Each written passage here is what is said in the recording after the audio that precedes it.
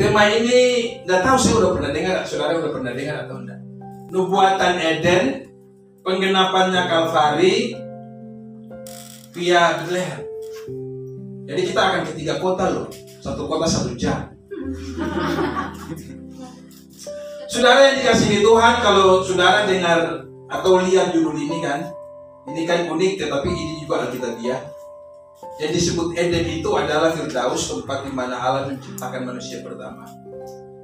Lalu Kalvari itu adalah penyelesaian daripada dosa manusia yang diciptakan, tetapi prosesnya harus lewat Bethlehem. Jadi saya yakin saudara tidak asing mendengar kata-kata ini. Eden itu artinya bahagia. Eden itu sesuatu yang memiliki konotasi, ya, sesuatu yang menyenangkan. Ya. Kalau Kalvari itu bahasa Latin ya. Kalau bahasa Aramaiknya itu saudara tahu Golgota ya. Itu bahasa Aramaik ya.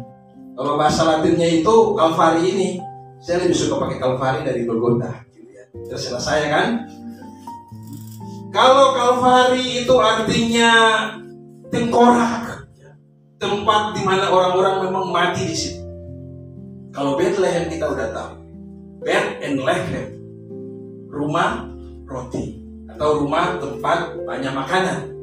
Jadi pertama kita akan ada di tempat yang namanya kesenangan itu, lalu kita melewati penderitaan. Karena hari ini saya dapat tentang Kalvari. Kalvari itu teksnya atau temanya waktu kita akan Paskah. Tetapi ada kaitannya ya. Jadi kita akan baca dulu 1 ayat firman Tuhan, saudara pasti tahu ya. Di mana sih? Jangan tunggu saya komando Pak. Jangan dibukakan rahasia dulu ya, tenang aja ya. Jadi salah satu nubuatan pertama dalam Alkitab itu kita tahu di dalam Kejadian 3 ayat 15. Itu dalam bahasa Alkitab disebut proto-evangelium, Injil pertama. Jadi saudara dikasihi Tuhan, kalau saudara baca Kejadian 1, penciptaan itu masih bagus. Kejadian 2 ya, setelah manusia itu punya anak ya. Lalu Kejadian 3 itu masuk kepada episode di mana manusia itu babak belur oleh tipuan siapa tuh? Tipuan si jahat. Tapi masalahnya yang melakukannya ini perempuan. Bukan saudara loh, perempuan, Isus ya. Dalam bahasa Ibrani ya. Tapi yang kita kenal dengan nama Hawa.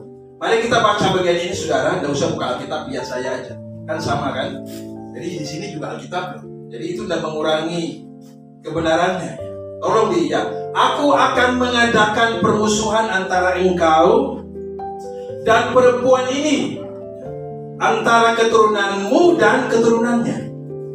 Keturunannya akan meremukkan kepalamu dan engkau akan meremukkan. Saudara, kalau orang awam baca ayat ini, apa sih? Meremukkan tumit lah, meremukkan kepala lah gitu ya. Bahkan kalau saudara belajar teologi dengan baik, kita mendapati ada unsur di mana ayat ini masuk kategori nubuatan. Dan ini disebut proto-evangelium, karena merupakan berita pertama tentang kelepasan atau tentang Injil. Karena dia berasal dari teks Ibrani, izinkan saya membaca teks Ibraninya. Boleh dong? Yang pusing silakan pusing. Demikian firman Tuhan. Ya. Wa eiba asid benekah uben Isa. Isa itu perempuan. Uben salaka uben salaku. Lalu bagian terakhir, Yesufekaros, dia meremukkan kepala. We atah tesufeno akef. Akef itu tumit. Saudara yang dikasihi Tuhan, ya. Kalau saya udah baca slide-nya dikasih jalan ya Pak.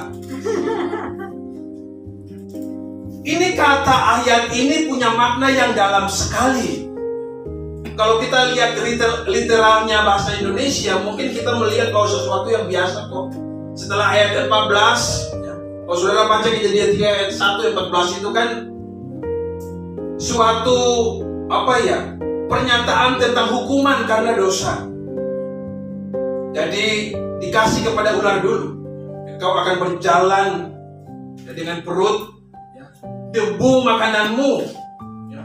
Lalu kita masuk pada konteks ayat 15. Saudara yang dikasihi Tuhan, ayat 15 ini menarik karena ada banyak sekali esensi daripada teologianya. Ya. Saya baca satu kutipan ayat dari Targum. Targum ini dikutip untuk membantah semacam ada indikasi kalau keturunan perempuan itu bukan keturunan daripada benih perempuan. Jadi karena itu pada waktu itu sekitar abad permulaan, para ahli yang menulis Targum ini dislaidkan ya. Aku akan mengadakan permusuhan antara engkau dan perempuan ini, antara anakmu dan anaknya. Dia akan mengingat engkau apa yang engkau lakukan padanya sejak semula, dan pada akhirnya engkau akan tunduk kepadanya. Ini saudara, ini penjelasan lain yang memperjelas isi daripada bahasa Ibrani itu sendiri ya. Karena bahasa Ibrani itu 3 bagian dalam ayat 15 itu sangat padat sekali ya. Nubuatan yang padat dengan apa yang disebut makna teologi.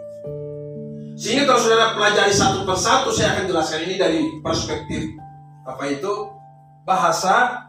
Lalu kita akan bergeser ya. Memang saudara lihat kan setiap slide itu ada pohon Natal.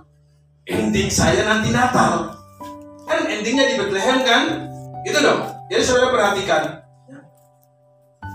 Jadi kalau saudara baca Kejadian 3 ayat 15 ya, hari ini kita bicara tidak banyak ya. Yang pertama itu bicara mengenai ayat 15 dari Kejadian dulu. Lalu kita akan bergeser ke Lukas 1, 30-31. Itu ayat yang terkenal sebagai penggenapan, salah satu ayat penggenapan dari Kejadian 3 ayat 15. Silakan ya di slide, di klik 3 kali ya. Tadi saya pikir sebagai pointer, tapi ternyata di belakang dipindahin. Aku akan mengadakan permusuhan antara engkau dan perempuan ini. Wa eba asid beneka uben haisa. Bahasa Tobelonya, and I will put and meet between you and the woman. Tobelo terjemahan NIV. Antara keturunanmu dan keturunannya, uben sar akar, uben sarbu. Tobelo lagi nih kan, and between your offspring and hers. Jadi nanti antara keturunanmu dan keturunannya, persoalannya mutu siapanya itu siapa? Saya selesaikan dulu. Keturunannya akan meremukkan kepalamu. Yesufekaros, ros itu kepala. Dan engkau akan meremukkan tumitnya. Tesufenu akef. Ini jelas saudara. Tetapi mari kita lihat nanti, kita buktikan bahwa ini bukan hanya semacam nubuatan biasa, tetapi kandungannya begitu dalam. Saudara tahu berapa tahun digenapi ayat ini? Ada yang tahu? 4.000 tahun. 1.300 tahun diulangi di Mika 5 ayat 1, Yesaya 7 ayat 14. 700 tahun kemudian dari Mika dan Yesaya baru digenapi. Bayangkan. Penantiannya panjang sekali. Siapa yang menulis kitab Kejadian? Musa. Saudara tahu Musa mengerti ayat ini?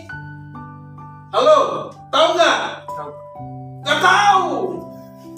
Dari mana dia tahu? Apalagi Adam dan Hawa. Karena waktu itu firman-Nya masih lisan. Oleh otoritas Tuhan diwahyukan kepada Musa. Yang saudara tahu kenapa Musa bisa tahu cerita ini? Namanya juga diwahyukan ya. Oke, undang lagi bulan depan.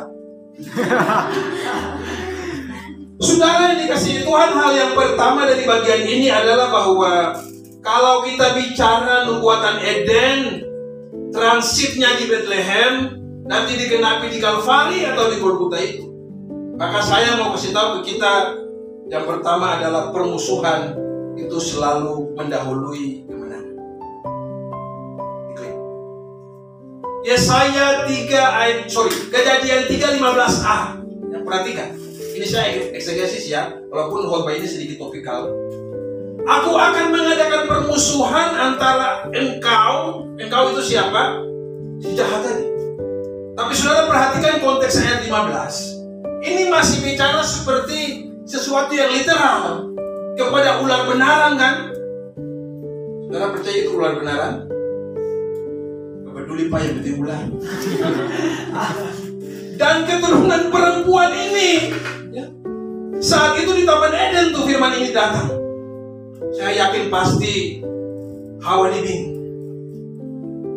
Mereka udah punya anak belum? Saudara tahu, Alkitab mereka kasih tahu kok. Permusuhan itu kata Ibraninya adalah Wa'eiba atau Eiva, itu terjemahannya sama aja ya. Apa arti dari makna ini? Kata firman Tuhan, Allah berkata kepada ular ini, suatu saat keturunan perempuan ini akan melakukan sesuatu permusuhan yang tidak pernah berakhir. Lalu jenis permusuhan itu seperti dendam kusuman berdarah. Siapa yang udah pernah marah temannya dan bilang aku dendam kusuman? Tahu dendam kusuman? Dendam itu tidak ada akhir. Mau Natal ke, mau Paskah ke, kamu sakit ke, aku sakit ke, tidak ada perdamaian. Itu kesumat. Tetapi kesumat itu ada tandanya. Apa tandanya? Darah. Artinya begini, di antara dua belah pihak ini mesti ada darah. Bayangkan, kita marahan, pokoknya dendam kesumat berdarah. Antara kamu berdarah atau aku berdarah, atau kita dua-dua berdarah. Sesuatu arti yang memang tidak bisa mewakili Eiba ini, tetapi diterjemahkan dendam kesumat tiada akhir dan selalu ada perubahan darah. Ngeri kan? Ngeri banget loh. Terbukti enggak? Terbukti sampai hari ini. Siapa yang berteman sama iblis di sini? Kalau dia melakukan kejahatan, 11-12 itu mirip banget. Bukan hanya tingkah lakunya, mukanya aja kan. Saya bilang untuk kelas logika, kalau saudara marah, kalau saudara mau cari setan itu lihat kaca. Tapi waktu marah, ya, maka di situ ya, segala modelnya muncul. Memang kita ini semacam manifestasi daripada roh si jahat itu. Dan kita karena udah dicederai oleh dosa, maka perbuatan kita cenderung berdosa kan? Halo? Hampir tiap hari kita berdosa. Jangan sok jago ya. Udah susun skripsi, dosa kita udah bersih. Gak diselesaikan dengan kata-kata. Aku mau bahas mengenai upah dosa adalah maut. Karena aku udah selesai dengan dosa. Saudara yang dikasihi Tuhan, Allah berfirman kepada ular di Taman Eden, ya, sejak hari ini. Kalau kita hitung mundur udah 6.000 tahun lebih. Keturunanmu dan keturunan perempuan ini, ada persoalan teks tentang keturunan perempuan. Tapi nanti kita lihat ada bukti bahwa ternyata digenapi berapa ribu tahun setelah diulangi oleh Yesaya dan Mika. Lalu yang berikutnya antara keturunanmu dan keturunannya. Keturunan ini menjadi penting dalam teks ini. Pertama, mereka memang dirancangkan Tuhan punya keturunan. Tetapi nanti kita lihat ada perbedaan di sini kualitas dari keturunan. Keturunan pertama Adam dan Hawa itu tidak punya ayah dan tidak punya ibu. Setuju ya? Dan setuju juga benar. Setuju. Kita ini anak cucu Adam, tipikal yang kedua, keturunan karena seks. Buka mata dong, kalau saya ngomong seks buka mata, jangan pura-pura nggak tahu. Antara ayah dan ibu ada perkawinan. Jadi kalau ada seorang putri lapor ke pembina di Agathos, aku nggak punya anak tapi nggak mau punya suami, silakan. Nggak ada itu ya.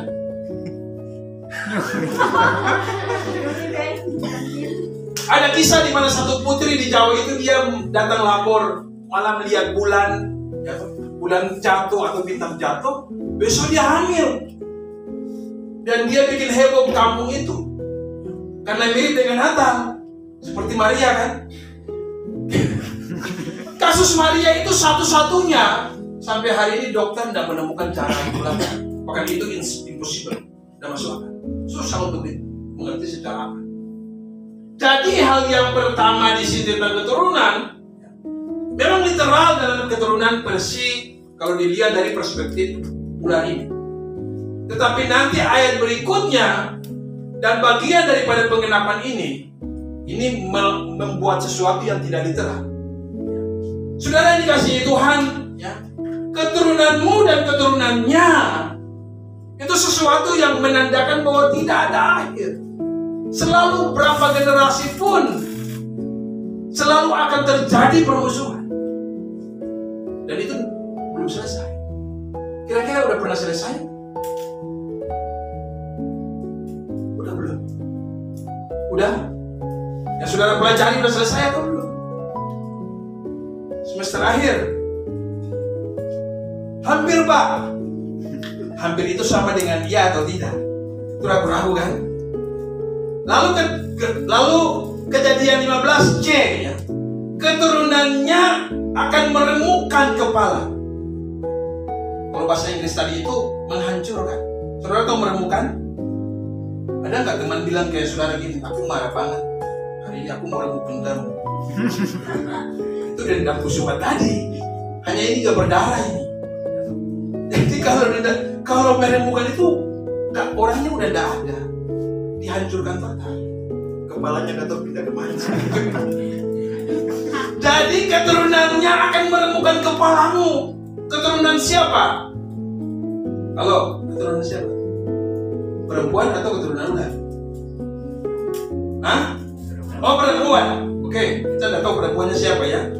Dan engkau akan meremukkan tumitnya. Tadi ada di gambar awal tuh ya. Saya mau pakai bahasa Ibrani aja Pak Adi, supaya mereka tahu juga saya bisa berbahasa Ibrani. Bukan hanya bahasa roh gitu kan. Yesufeka ros. Saya udah bilang tadi kan, meremukkan kepala, ros itu kepala. We atates, we akef. Jadi Yesufeka itu artinya dia meremukkan kamu. Kalau dalam teks Yesufeka ros itu meremukkan kepala. Kepalamu kayaknya ada berfungsi, aku meremukkan. Dihancurkan. Lalu yang berikutnya we atah dan engkau te syefenu, meremukkan dia. Dia itu tumit. Sebenarnya banyak tafsiran menjelaskan bukan meremukkan sebenarnya, tapi melukai. Jadi nanti kita lihat perkembangan dari ayat ini berkata bahwa yang dilukai oleh si jahat itu terhadap keturunan perempuan, tumitnya, nanti kan sembuh kan? Sembuh. Tapi kalau meremukkan, kita belajar tadi kan kita lewat Kalvari ya, nanti saya singgung sedikit. Itu belum finish selesai. Walaupun Yesus berkata, tete, selesai. Nanti kalau datang lagi Tuhan kedua kali, penggenapan ini jadi full. Jadi saudara yang dikasihi Tuhan, ada kata terakhir nih, Akef. Saya sengaja taruh di sana itu Yakub. Yakub artinya memegang tumit kan. Jadi Yakub itu jangan diartikan penipu, itu gelar doang. Tapi teks asal kata nama Yakub itu artinya pegang tumit. Jadi saudara, ini bukan kebetulan juga. Dua kata ini punya akar kata yang sama. Ini mengindikasikan bahwa suatu saat keturunan perempuan itu datang dari Yakub. Terbukti enggak? Terbukti. Saudara yang dikasihi Tuhan, saya tadi bilang di awal bahwa ayat ini sangat padat. Saya bilang sama Roy 3 jam atau berapa jam kan ujian kita, gak usah dipikirin. Lupakan yang di belakang, tapi kalau saya lupakan di depan. Tapi lupanya jangan lupa-lupa amat. Habis ujian kita, habis ini kita bertemu. Buka teks, buka Alkitab, buka diktat kok. Internet juga buka kok. Coba ada ujian kayak apa ini.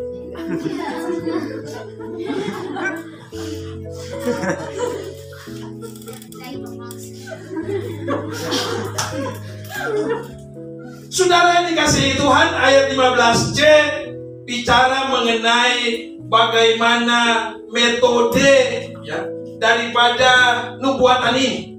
Tadi saya lewat bahwa 15A itu bicara mengenai isi permusuhan.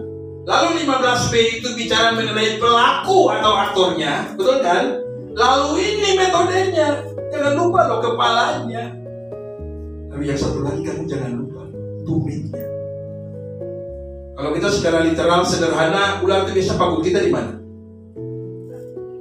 Kaki kan? Di belakang, di depan atau di belakang? Jarang ada ular pagut di sini kan? Karena ularnya kan ambilnya dari belakang. Namanya juga ular kan jahat, diambil dari belakang. Kita kalau bunuh ular yang paling cepat di mana? Kepala kan? Masa dielus-elus leher? Ini tafsirannya kalau dari lihat konteks ini seperti literal. Orang bertanya memang ular ada punya kaki. Saudara cari sendiri. Gak dikuiskan juga kok ya. Jadi hal yang pertama nubuatan Eden ini, yang pertama kita bicara mengenai permusuhan antara dua keturunan aktor ini. Kita tidak usah ngomongin perempuan lagi ya, udah fakta kok. Namanya juga Hawa nafsu, bukan Roy. Walaupun kadang Roy nafsu lebih tinggi dari Hawa nafsu gitu kan.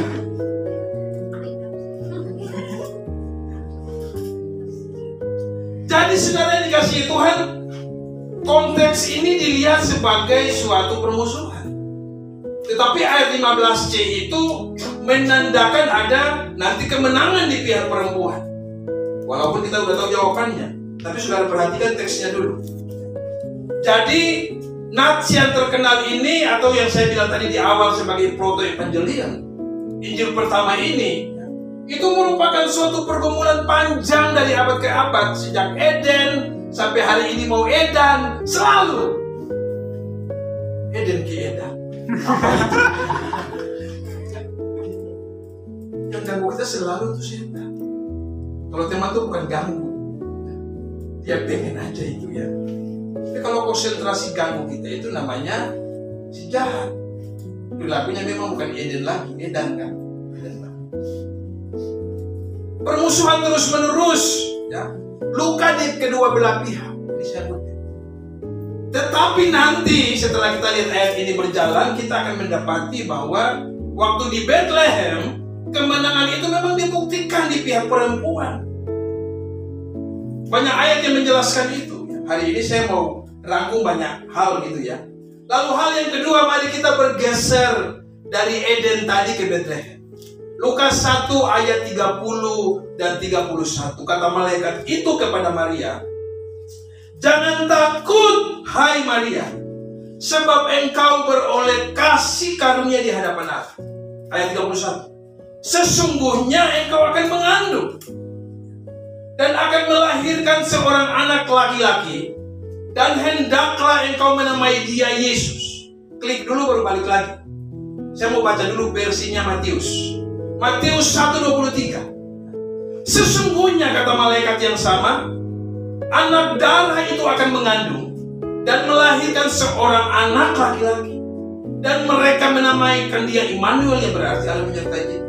Tidak ada pertentangan teks di sini. Lukas mau menjelaskan bahwa memang dia adalah juru selamat. Dia disebut Yesus. Yesus dalam hari-hari di Yahudi tidak pernah dipanggil Immanuel kan. Tetapi kalau saudara tadi lihat ayat Matius 1:23, itu bicara mengenai kewenangan atau asal dari pribadi Yesus. Dia dari Allah. Dia datang dari atas sebagai manifestasi berinkarnasi, dan Immanuel itu artinya beserta bersama-sama. Makanya kalau Natal kita bilang Immanuel kan, artinya kasih karunia Allah itu bersama-sama dengan kita dan tidak pernah berakhir. Makanya malaikat berkata kepada Maria, "Engkau beroleh kasih karunia." Saudara perhatikan, di antara banyak orang waktu itu di zaman itu abad pertama, dalam otoritas Tuhan, Maria ini dianggap suci. Dia sebagai perempuan yang sangat dihormati dalam teologi orang-orang Katolik. Jadi engkau mendapat kasih karunia, engkau akan mengandung. Coba minta maaf ya, kita coba uji coba dulu. Saya bilang ya, kecuali Ibu Dewi, saudara setelah saya khotbah saudara akan mengandung. Bapak itu jangan basa-basi, jangan buat palsu. Percaya habis ini kamu mengandung? Kenapa? Belum punya pacar, suami. belum punya suami. Jadi Maria kan pasti bingung. Bingung nggak? Secara manusia saya yakin dia bingung. Oh boy, apa sih? Aku ini masih gadis loh, perawan. Teks Ibrani Yunani menggunakan alma. Ada yang menggunakan juga para tenos gitu ya. Anak darah yang belum pernah bersetubuh, belum pernah melakukan hubungan seksual. Tiba-tiba kan dia akan kaget karena engkau akan mengandung. Itu bulan ke-6 dari kehamilan Elizabeth. Ayatnya ada di atas kan. Jadi Yohanes Pembaptis dengan Yesus selisihnya 6 bulan. Jadi kalau saudara bicara Natal itu kira-kira Desember atau enggak? Benar. Kalau saya kutip suatu saat Pak Adi diminta undang lagi khotbah. Itu dari saya kutip salah satu tafsiran ya. Dari seorang yang bernama, ini murid-muridnya dari Yohanes Pembaptis, Santo Chrysostomus ya, abad ke-4. Dia berkata bahwa Maria mengandung, atau waktu Gabriel datang kepada Maria, itu diprediksi bulan Nisan. Bulan Nisan dalam kalender Yahudi itu bulan pertama. Jadi ayat di atas bulan ke-6 itu bukan bulan 6-nya kalender Yahudi. Bulan 6-nya hamilnya Elizabeth. Konteksnya mesti diperhatikan ya. Jadi kalau saudara hitung aja bulan Nisan itu Agustus September. Bulan Nisan itu Maret, April dalam kalender Yahudi. Maka Natal itu Desember itu sangat masuk akal. Nanti soal tanggal lagi nanti suatu saat lah ya. Tadi bawakan seminar tanggal 25 Natal itu Alkitabiah atau bukan. Jadi saudara itu jangan diombang-ambingkan. Orang tanya tanggal aja bingung. Itu pertanyaan upload. Nggak perlu dengan tanggal Pak, yang ini aku melayani. Ya nggak bisa gitu. Nggak bisa itu. Pertanyaan sederhana aja nggak bisa aku melayani. Jadi yang kedua ini kita bicara mengenai realisasi janji kemenangan. Ini baru setengah. Makanya dia mampir dulu di Bethlehem. Setelah 700 tahun disampaikan oleh Mika, oleh Yesaya tentang Immanuel, maka 700 tahun Gabriel datang di satu tempat yang namanya Bethlehem, Yudea Galilea, dan Maria dipilih. Ada kata-kata yang dibaca dalam bagian ini menarik. Saya baca semalam tadi lagi itu, mengulang-ulang lagi pernyataan Maria kepada Gabriel waktu bertemu. Aku ini adalah seorang hamba. Jadilah menurut perkataan. Ini iman tanpa batas. Ini iman memang penuh konsekuensi. Seorang gadis perawan diinformasikan akan bulan depan akan hamil. Makanya kalau di Matius dikatakan tunangannya takut.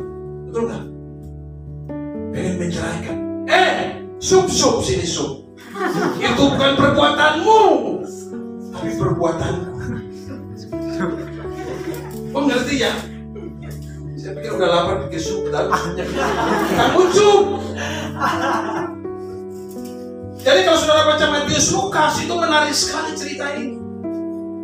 Makanya kalau kita pelajari, kita masuk kepada nuansa Natal, kita harus tahu akarnya tadi. Natal itu kan bicara inkarnasi kan, bicara kasih kan, tetapi kan di sana ribuan tahun dilakukan di sana. Karena siapa? Dosa. Dosa membuat segala sesuatu jadi buyar. Pelanggaran, permusuhan itu menjadi sesuatu yang tidak ada harapan. Coba kalau saudara anda bicara satu hari, seperti dunia mau runtuh. Apalagi yang gak bicarakan itu pacarku sendiri. Jangan. Ngerti ya? Jangan. Dia udah pergi kemana-mana. Ke lain hati maksudnya. Kok 2 hari udah bicara ada apa? Padahal di kapel kita saling lihat.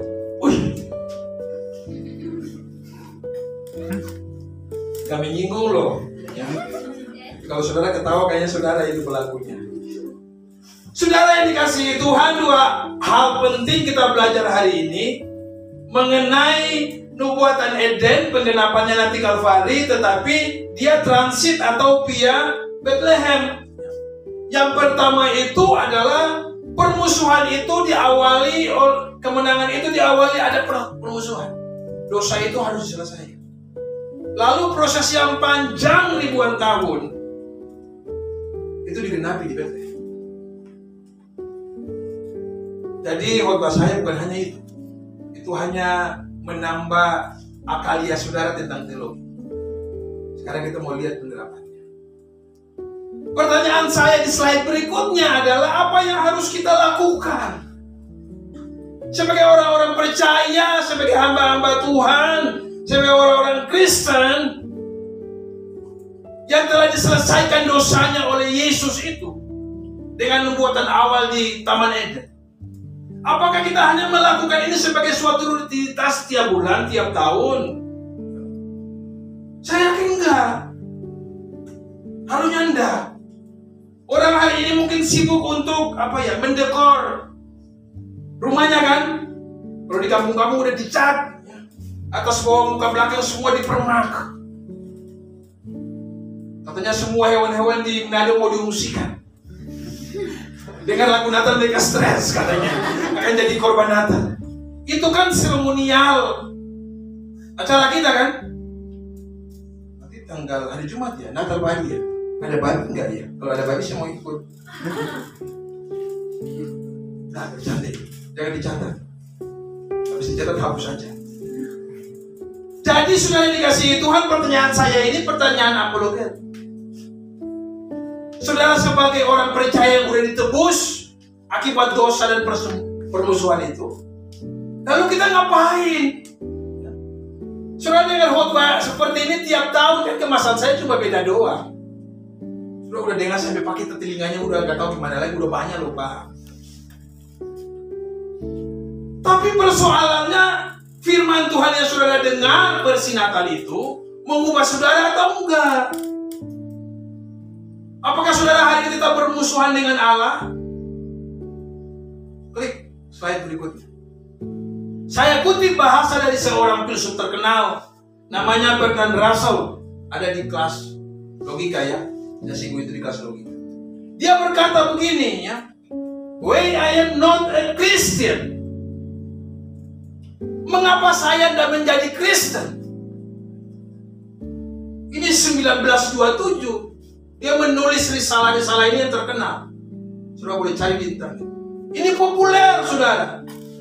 Ini semacam anti klimaks daripada kondisi kekristenan dari abad ke abad. Dia dari Inggris. Dia melihat orang Eropa, orang Amerika, semua bangsa-bangsa yang dikasih label Kristen itu dan layak disebut Kristen. Dan dia menulis, ini otokritik untuk orang Kristen. Why I am not a Christian? Saudara, kalau saudara renungkan kata-kata ini dalam. Kalau orang tua bilang pedis. Wah, menyayat hati ini kalau kita ngerti kalimat ini. Klik lagi satu yang terakhir.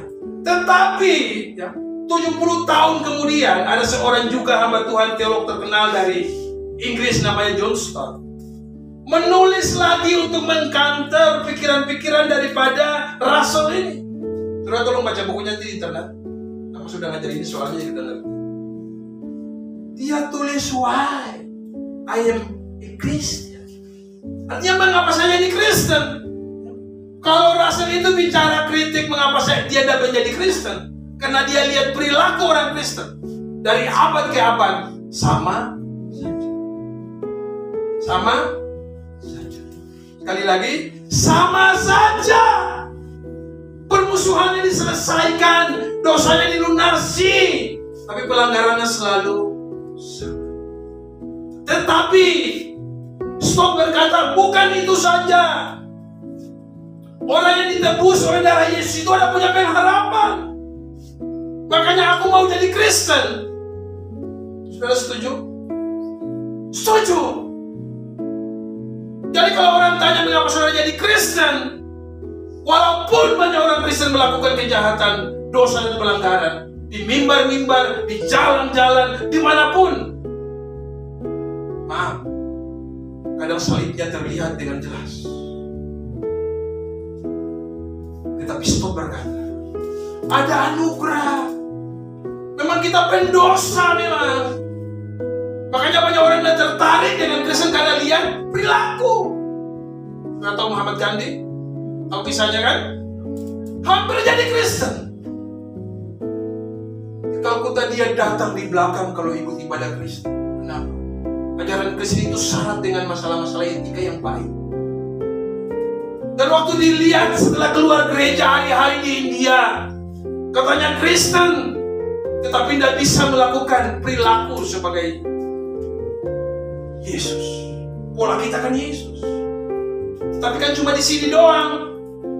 Sehingga dia tidak mau. Mungkin seperti dengan Rasul.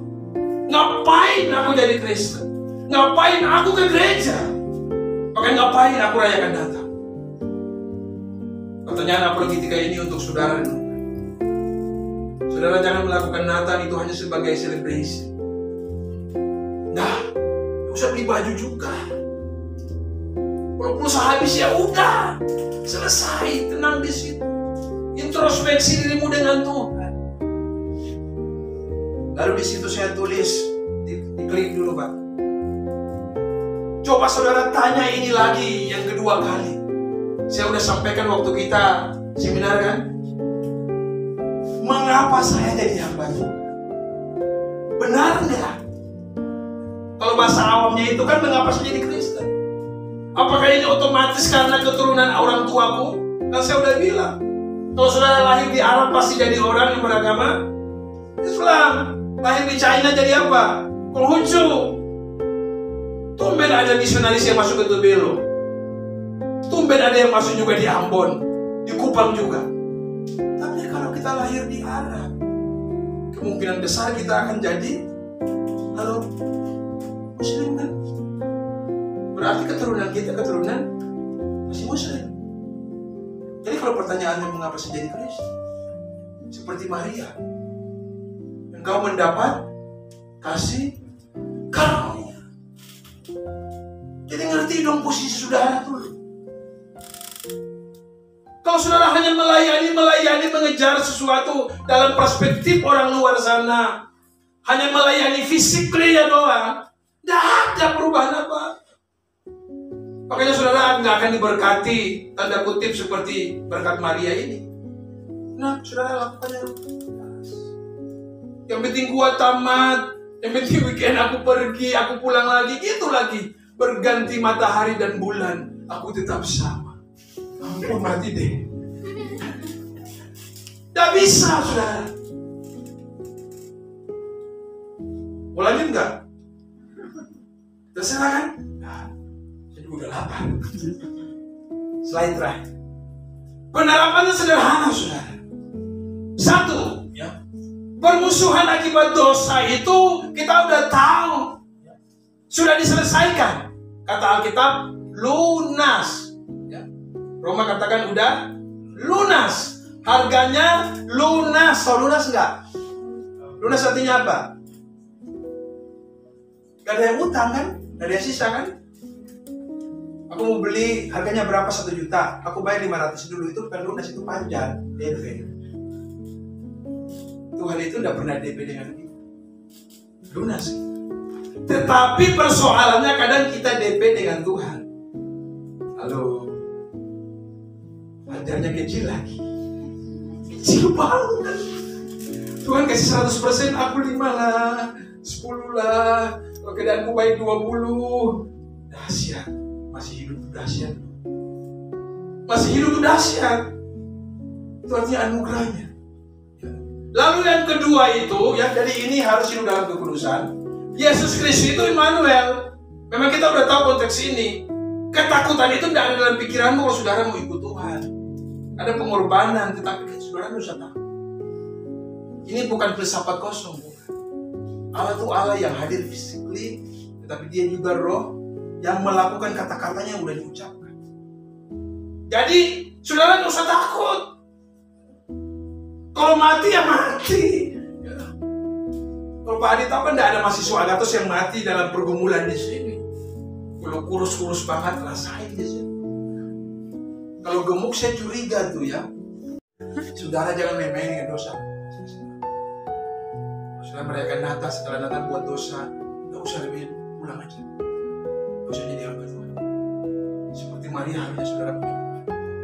Jadi kisah ini pelanggaran diawali oleh satu perempuan, tetapi diselesaikan oleh satu perempuan kan? Alkitabiah enggak? Tepuk tangan untuk perempuan. Dosa diselesaikan oleh pilihan perempuan, bukan laki-laki. Ini kepalamu jangan tunduk terus lah, kasih naik gitu. Maria. Kalau Siti Hawa kan biasa itu ya. Kalah di mata sih, telinga tuh kalah. Lihat yang bagus-bagus tertipu. Di Eden, tapi di Bethlehem Tuhan pilih juga perempuan yang tangguh secara iman, yang suci secara karakter. Kamu pantas membawa misi ilahi untuk melunasi penggenapan Kejadian 3 ayat 15. Dahsyat kan? Dahsyat. Jadi saudara, penekanan saya adalah saudara harus merenungkan satu pengorbanan Kristus juga. Jangan main-main dengan dosa. Kalau enggak saudara akan berdampak apa? Yang terakhir, Kristus sudah mati bagi kita, bagi dunia ini. Maka kita pun harus siap mati, tanda kutip, bagi dia. Siap enggak? Mati ini bukan mati fisik aja, karena setengah mati. Dan tanpa persungutan, tanpa ada sesuatu pun ocehan seperti Maria. Maria berkata apa kepada Gabriel? Jadilah seturut perkataanmu. Itu berat konsekuensinya, saudara. Kita bisa nggak? Halo, kita bisa nggak? Bisa. Pertolongan Tuhan pasti mampu. Saudara dipilih dengan sesuatu yang istimewa. Tuhan kasih kelengkapan kepada saudara. Makanya kalau saudara mau bayar harga tanpa batas, lakukan. Sebelum tanggal 1 Januari sudah bilang, Tuhan ini hidupku. Bereskan diriku ini kalau aku masih ragu-ragu. Engkau bayar aku lunas, tapi aku suka DP 1% lagi. Jadi 2 hal kita pelajari hari ini kan penerapan nubuatan Eden, penggenapan di Kalvari dan transitnya di Bethlehem. Bicara 2 esensi atau 2 hal hari. 1, permusuhan itu atau kemenangan itu selalu didahului oleh permusuhan. Dan yang terakhir, setiap janji atau realisasi dari kemenangan itu menjadi ending terbaik kalau kita ada bersama-sama dengan Tuhan. Kepala kita berdoa.